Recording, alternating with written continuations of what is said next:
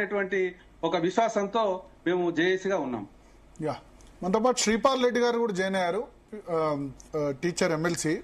శ్రీపాల్ రెడ్డి గారు, సో 2026 వచ్చేసింది, pending DS ఏమో సేమ్ మళ్ళీ అవే 5 పెండింగ్ డిఎస్ ఉన్నాయి, ప్లస్ రిటైర్మెంట్ బెనిఫిట్స్ సరే 700 కోట్లు ఈ మంత్ కూడా రిలీజ్ అయింది, బట్ ఇంకా చాలా రావాల్సి ఉంది. టీచర్స్ లేకపోతే మిగతా వాళ్ళు కోరుకుంటారా పదవి విరమణ వయసు పెంపును?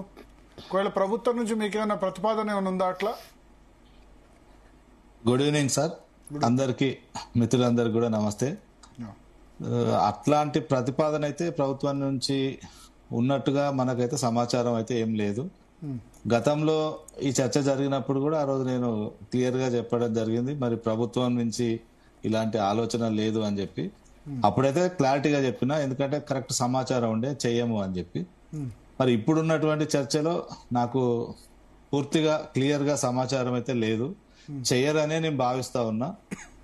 ఇంకొకటి ఏంటంటే, ఇంతకుముందు రమేష్ గారు చెప్పినట్టుగా ఎవరు కూడా కోరుకోవడం లేదు ఏది ఇంకొక 1 year 2 years మరి ఉద్యోగ విరమణ వయస్సు పెరగాలని చెప్పి ఇప్పుడున్నటువంటి ఉద్యోగులు ఉపాధ్యాయులు దాన్ని ఎవరు కూడా కోరుకోవడం లేదు. పెద్దగా ఇంకా సర్వీస్ పెంచాలనే ఆసక్తి చాలా తక్కువ పర్సెంటేజ్ కనబరుస్తా ఉన్నారు. నాకు అంటే నాతో మాట్లాడుతున్న ఉద్యోగులు కానివ్వండి, ఇతర అందరికి ఏముంది అంటే, ఈ రిటైర్ అయితే ఆ బెనిఫిట్స్ వెంటనే చెల్లిస్తే చాలు, మేము ఇప్పుడే రిటైర్ అవుతామని చెప్పి కూడా ఇంకా సర్వీస్ ఉన్న వాళ్ళు కూడా అంటా ఉన్నారు. ఇది చాలా వాస్తవమైనటువంటి విషయం. మాకు చెల్లింపులు జరుపుతామంటే మేము ఇప్పుడే తప్పుకుంటామని చెప్పి. కాబట్టి ఈ పెండింగ్ బిల్లుల ఒక భయము, ఒక ఆందోళన మాత్రం ప్రతి ఉద్యోగిలో కనబడతా ఉంది ఇవాళటి వరకు. ఎందుకంటే మార్చి 21 నుంచి 24 వరకు, 2021 మార్చ్ టు 2024 మార్చి వరకు రిటైర్మెంట్స్ లేవు. 24 మార్చి నుంచి ఇప్పటి వరకు రిటైర్ అవుతున్న ఉద్యోగులకు మరి వాళ్ళ బిల్స్ ఇప్పటి వరకు కూడా, వాళ్ళ బెనిఫిట్స్ ఒక్కటి కూడా ఇప్పటి వరకు రాలేదు. మరి ఎంతకు మేము 24 మార్చ్ అయితే 24 ఆగస్ట్ వరకు ఉన్న వాళ్ళనే క్లియర్ అయినాయి మొత్తం? లేదు లేదు లేదు. 700 కోట్లు ఒక 4-5 నెలలు ఇచ్చారు కదా. అయితే 700 కోట్లు చొప్పున కనుక కరెక్ట్ గా చెల్లింపులు జరిగితే, జూన్ నుంచి ఇప్పటి వరకు జరిగితే దాదాపు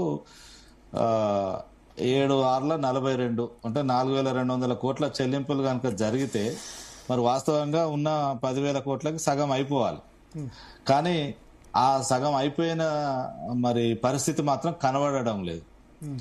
పైగా ఆర్థిక శాఖ అధికారులు కూడా కొంచెం మరి గట్టిగా అడిగితే మేము వేసినామని చెప్పి సమాధానం చెప్తున్నారు తప్ప, కరెక్ట్ గా ఇంత అమౌంట్ ఇంది అని చెప్పి క్లియర్ గా సమాచారం మాత్రం ఇవ్వడం లేదు. ఇది దాటవేత ధోరణితో పోతా ఉన్నారు. కాబట్టి నేనైతే సరే ఈ నెల గాని పోయిన నెల గాని 700 కోట్ల చెల్లింపులు జరిగినాయని నేను భావిస్తా ఉన్నా. కొన్ని జీపీఎఫ్ అమౌంట్స్ పడినాయి కాబట్టి. అంతకంటే ముందు మాత్రం 700 కోట్ల చొప్పున పడలేదు. ఎందుకంటే పూర్తిగా 4200 కోట్లు మాత్రం చెల్లింపులు జరగలేదు. మరి మళ్ళా ఎట్లా ఉంది అంటే, ఇప్పుడు జేఏసీ నాయకత్వం ఒత్తిడి తీసుకొచ్చే వరకే ప్రభుత్వం మళ్ళీ ముందు అడుగు వేస్తుంది. ముఖ్యమంత్రి గారు ఆర్థిక శాఖ అధికారులను ఆదేశిస్తా ఉన్నారు. మరి ఆ బిల్స్ ఏవో చెల్లింపులు జరుగుతున్నాయి. కొంచెం మళ్ళా 2 నెలలు సరే వేస్తున్నారులే అని జేఏసీ నాయకత్వం మరి సరే అని మరి ఊరుకుంటే, అంటే ఇప్పటివరకు కదా జూన్ నుంచి ఎన్ని కోట్లు రిలీజ్ అయినాయి? 7x6 4200 కోట్లు. 4200 కోట్ల చెల్లింపులు మాత్రం ఎట్టి పరిస్థితుల్లో జరగలేదు. ఇది మాత్రం వాస్తవం. ఎంత జరిగాయి?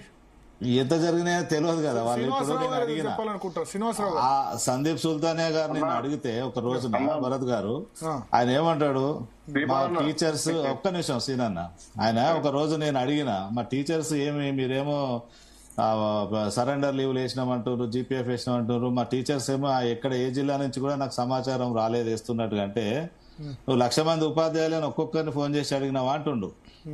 ఆ స్థాయికి పోయిండు ఐఏఎస్ అధికారుల. అంటే వాళ్ళకు ఒక ఆ ధీమా ఎక్కడి నుంచి వస్తుందో నాకు అర్థం కావట్లేదు. కానీ అది ఎంత మాత్రం అది మంచిది కాదు ప్రభుత్వానికి, అది ప్రమాదకరం. అది నిజంగా చెప్పాలంటే అది ఒక రకంగా ఫెయిల్యూర్. మరి అధికారులు, ఐఏఎస్ అధికారులు ఆ తీరుగా మాట్లాడడం వాళ్ళు అంటే ఉద్యోగులు అంటే వాళ్ళు కూడా ఒక ఉద్యోగులు అనే విషయం మర్చిపోతా ఉన్నారు. అయితే ఇక ఎన్ని చెల్లింపులు జరిపినాయని సీనన్న చెప్పాలి. నేను ఆ రోజు కూడా ఒకటే మాట అన్నా, జేఏసీ నాయకులకు చెప్పండి, నాకు చెప్పకుండా పర్లేదు, జేఏసీ చైర్మన్ కు సెక్రటరీ జనరల్ కు చెప్పండి అని చెప్పా. అది అన్న జూన్ లో 183 crores అయినాయి, జూలైలో 420 అయినాయి, ఆగస్టు సెప్టెంబర్ అక్టోబర్ నవంబర్ వరకు 700 crores అయినాయి, ఇప్పుడు 3500 crores అయినాయి. నవంబర్ లో ఎంత శ్రీనివాసరావు గారు? నవంబర్ 713 కోట్లు అయినాయి అన్న. ఈ వేళలో 700కి 5-10 కోట్లు అటు ఇటుగా అవుతున్నాయి. Okay okay. అయితే అవి కూడా మనకు చెప్తున్నారు, కానీ కొంత ఎట్లుంటుందంటే అందులో మేము ఈ నెల సరెండర్ లీవ్స్ అనుకున్నాము, జీపీఎఫ్ ఎఫ్ఆర్బిఎం లోన్ ఏదో వస్తుందని చెప్పి 400 కోట్లు జీపీఎఫ్ కొట్టారు.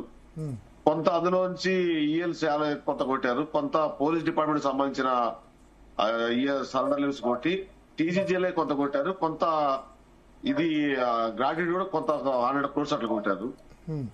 కొన్ని ఏంటంటే ఎమర్జెన్సీ కేసులు ఏమన్నా కోర్టు కేసులు ఉన్నాయి కదా, ఒక 50 కోట్ల వరకు కోర్టు కంటెంప్ట్ అంటే ఇమీడియట్ కేసుది కాబట్టి కంటెంప్ట్ అయిన కొట్టాడుగా మాకు చెప్పిన సమాచారం. ప్రతి నెల అయితే ఫస్ట్ 2 నెలలు వాళ్ళు కొట్టలేదు. ఫస్ట్ నెల 500 అన్నారు, 183 కోట్లు కొట్టారు. సెకండ్ నెల శ్రీపాల్ అని చెప్పినట్టుగా గొడవ చేసి మళ్ళీ పెడితే 420 కోట్లు కొట్టారు. తర్వాత సిట్టింగ్ లో డిప్యూటీ సీఎం గారు 700 కోట్లు అని ప్రామిస్ చేశారు. అప్పటి నుంచి కంటిన్యూగా పడుతున్నాయి. అప్పుడు కంటిన్యూ పడుతున్నాయి. కానీ శ్రీపాల్ రెడ్డి గారు ఏమంటారంటే కంటిన్యూస్ గా పడితే ప్రాబ్లం రిజాల్వ్ కావాలి అట్లీస్ట్. అన్న చెప్పింది కూడా కరెక్టే. జూన్ జూలై పడలేదు కాబట్టి 4,500 కోట్లు కాలేదు, 3,500 కోట్లు అయింది. జూన్ జూలై 2 కలిపి కూడా 3,500 కోట్లు కనుక అయితే 2024 మార్చ్ తర్వాత కనీసం ఒక 6 నెలల వరకైనా ఇష్యూ అన్న. అది దాంట్లో లాజిక్ ఏంటంటే మళ్ళీ ఓన్లీ ఆ రోజు మనకి ఇచ్చిన మాట ఏంటంటే ఏదైతే క్లియర్ అవుతుందో ఆ end of account green channel అవుతుందని చెప్పారు. Only supplementary salaries, medical reimbursement వరకు పెండింగ్ రికరింగ్ కావట్లేదు. కానీ మళ్ళీ రిటైర్ అయిన వాళ్ళు every month 300 to 400 crores add అవుతున్నాయి. అంటే మనకు వచ్చేది 350 కోట్లే క్లియర్ అవుతుంది, ఆటోమేటిక్ యాడ్ అవుతుంది. Okay okay. శ్రీపాల్ రెడ్డి గారు సార్, సో అర్థమైంది కదా, అంటే 3,500 crores వరకే అయి ఉండొచ్చు అని అంటున్నారు. అది కూడా నాకు 3,500 పూర్తిగా లెక్క ఉండదా? ట్రెజరీస్ కు లేకపోతే రిలీజ్ చేసినట్టు లెక్క అయితే ఉండదంటారా? ఏమో వాళ్ళు చెప్పాలి కదా, మనం అడిగినప్పుడు ఎందుకు వాళ్ళు దాయడము, ఫైనాన్స్ డిపార్ట్మెంట్ నుంచి సబ్ ట్రెజరీకు రిలీజ్ ఆర్డర్ ఇవన్నీ ఉంటాయి కదా. ఇవన్నీ లేదు సార్, సిస్టమ్ అంతా మారింది. ఇప్పుడు ఏమైందంటే లేదు తెలీదు. భరత్ గారు మీరు అన్నట్టు సెంట్రలైజ్ అయింది. అది మనం వెళితే మేము చూస్తున్నాము, ఆ సిస్టమ్ లో చూడగలుగుతున్నాము. ఆ ప్రింటెడ్ బుక్ సెంట్రల్ గవర్నమెంట్ కి పంపేది కానీ తర్వాత ఏజీకి పంపేది బుక్ కానీ మేము చూస్తున్నాము. ఎంత అవుతుంది అనేది మనకి ఫస్ట్ లో మాకు తెలియదు, కానీ ఇప్పుడు మాకు అది దాంట్లో ఉన్న లూప్ హోల్స్ ఏంటి, ఎట్లా చూడొచ్చు అనేది నేర్చుకున్నాం, చూడగలుగుతున్నాం. ప్రతి నెల చూడగలుగుతున్నాం కాబట్టి 700 కోట్లకి 5-10 ఎక్కువ కొడుతున్నారు. లేకుంటే అందులో కూడా కొంత మొదలం ఉండేది. ఇప్పుడైతే కంపల్సరీ 30% పోయి అడుగుతున్నాము, మళ్ళీ సెకండ్ థర్డ్ పోయి కన్ఫర్మ్ చేసుకుంటున్నాం.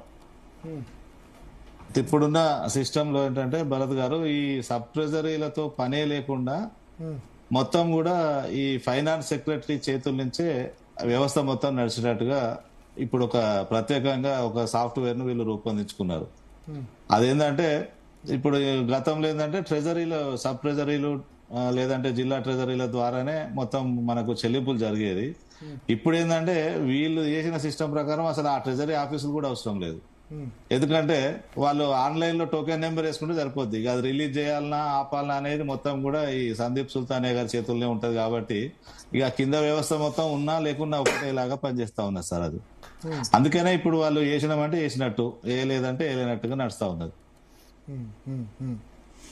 అంటే ఇప్పుడు మీరు ఇప్పుడు శ్రీనివాసరావు గారు చెప్తున్నారు కదా, ఇంత రిలీజ్ అయింది 3,500 కోట్లు మేము చూస్తున్నాం, మాకు ఇప్పుడు